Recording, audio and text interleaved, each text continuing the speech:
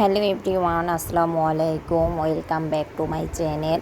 আজকে আপনাদের মাঝে খুবই সহজ একটি রেসিপি শেয়ার করব, ডিম আলুর তরকারি। তো প্রথমে আমি চুলায় একটি প্যান বসিয়ে দিলাম। এতে দিয়ে দিচ্ছি সামান্য পরিমাণ তেল, দিয়ে দিচ্ছি লবণ, দিয়ে দিলাম হলুদের গুঁড়ো। সব কিছু ভালো মতো নেড়ে চেড়ে গরম হওয়া পর্যন্ত অপেক্ষা করব। গরম হয়ে যাওয়ার পর আমি আগে থেকে সেদ্ধ করে রাখা 7টি ডিম এর মধ্যে দিয়ে ভালো মতো ডিমগুলোকে ভেজে নেব। এই তো ডিমগুলো কত সুন্দর মতো ভাজা হয়ে গিয়েছে। এখন ডিমগুলো আমি তুলে নিচ্ছি।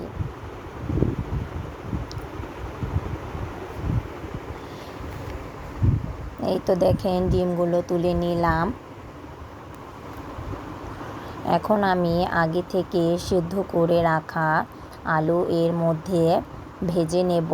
আমি এখানে 4 পিস আলু নিয়েছি, আর আলুগুলো সিদ্ধ করে হাতের সাহায্যে ভেঙে নিয়েছি। এই তো আলুগুলো ভাজা হয়ে গিয়েছে। এখন আলুগুলোকে তুলে রাখবো। আলু ভেজে নিলে তরকারির স্বাদটা আরও দ্বিগুণ বেড়ে যায়। আলুগুলো আমি সুন্দর করে ভেজে নিলাম। পুনরায় আমি প্যানে তেল দিয়ে দিচ্ছি।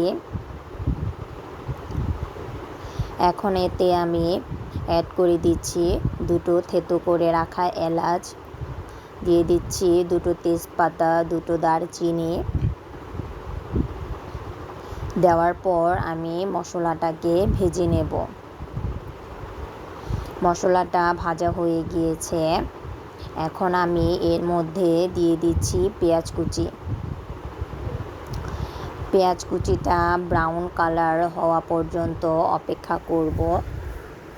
এই তো পেঁয়াজ কুচিটা দেখতেই পাচ্ছেন ব্রাউন কালার হয়ে গিয়েছে। এখন এতে 1 টেবিল চামচ আদা বাটা, 1 টেবিল চামচ রসুন বাটা,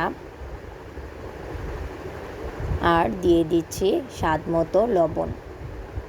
দেওয়ার পর আমি ভালো মতো মশলাটা ভেজে নেব, যেন এতে কাঁচা কোনো গন্ধ না থাকে। ভাজা হয়ে গিয়েছে। এখন দিয়ে দিচ্ছি 1/2 টেবিল চামচ হলুদ গুঁড়ো, 1 টেবিল চামচ মরিচ গুঁড়ো, দিয়ে দিচ্ছি 1 টেবিল চামচ জিরে গুঁড়ো। দেওয়ার পর ভালো মতো নেড়ে চেড়ে নিলাম। আর এখন দিয়ে দিচ্ছি 1 টেবিল চামচ জিরে গুঁড়ো। দেওয়ার পর সামান্য পরিমাণ পানি দিয়ে দিলাম, যেন মশলাটা পুড়ে না যায় এবং ভালো মতো কষিয়ে নিতে পারি। এই তো মশলাটা তেল ভেসে উঠেছে, তার মানে এটি ভালো মতো কষানো হয়ে গিয়েছে। এখন আগে থেকে ভেজে রাখা আলুগুলো এর মধ্যে অ্যাড করে দিলাম। দেওয়ার পর ভালো মতো নেড়ে চেড়ে মিশিয়ে নিলাম। এখন ঢাকনা দিয়ে ঢেকে দিচ্ছি। ঢেকে দেওয়ার 5 মিনিট পর ঢাকনাটা সরিয়ে এটাকে আবার আমি নেড়ে চেড়ে নেব, যেন পুড়ে না যায় বা প্যানের তলায় আটকে না যায়। এখন এতে আমি অ্যাড করে দিচ্ছি 2 কাপ পরিমাণ পানি। আপনারা আপনাদের পছন্দ অনুযায়ী পানি অ্যাড করতে পারেন। গ্রেভিটা আপনারা ঘন বা পাতলা যেরকমই রাখতে চান ওই অনুযায়ী পানি অ্যাড করবেন। তো পুনরায় ঢাকনা দিয়ে ঢেকে দিয়েছিলাম। তারপর এই তো তরকারিটা খুব সুন্দর মতো বলক চলে এসেছে। এখন এতে আমি অ্যাড করে দিচ্ছি 4টি কাঁচামরিচ, আর আগে থেকে ভেজে রাখা ডিমগুলো অ্যাড করে দিলাম। তারপর সব কিছু একসাথে ভালো মতো নেড়ে চেড়ে মিশিয়ে নিলাম এবং ঢাকনা দিয়ে ঢেকে দিলাম। কিছুক্ষণ পর ঢাকনা তুলে দেখলাম, এই দেখেন কত সুন্দর কালার এসেছে। এখন এতে আমার পছন্দ অনুযায়ী আমি ধনিয়া পাতা অ্যাড করে দিলাম। আপনারা চাইলে নাও দিতে পারেন।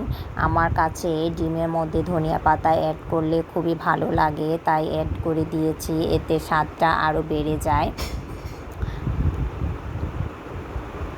এই তো দেখেন আমার ডিমের তরকারিটা তৈরি হয়ে গিয়েছে। দেখে বুঝতেই পারছেন এটা কতটা লোভনীয় হয়েছে।